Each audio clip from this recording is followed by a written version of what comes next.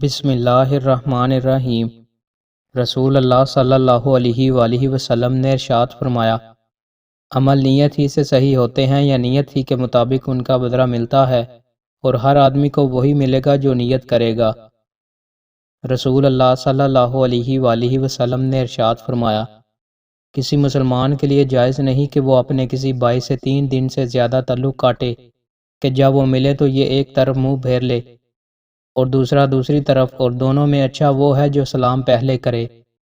رسول اللہ صلی اللہ علیہ وآلہ وسلم نے ارشاد فرمایا، جب رات میں سونے لگو تو چراغ بجھا دیا کرو اور دروازے بند کر لیا کرو اور مشکیزوں کا منہ باندھ دیا کرو اور کھانے پینے کی چیزیں ڈھک دیا کرو۔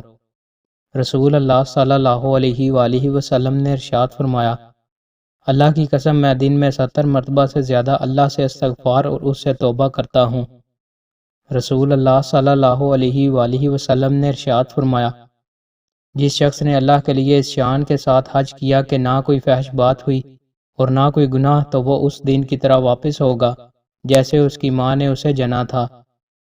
رسول اللہ صلی اللہ علیہ وآلہ وسلم نے ارشاد فرمایا، جو شخص اس بدبودار پودے پیاز لہسن وغیرہ سے کچھ کھا لے تو وہ ہماری مسجد میں نہ آئے، کیونکہ فرشتے اس چیز سے تکلیف محسوس کرتے ہیں جس سے انسان تکلیف محسوس کرتے ہیں۔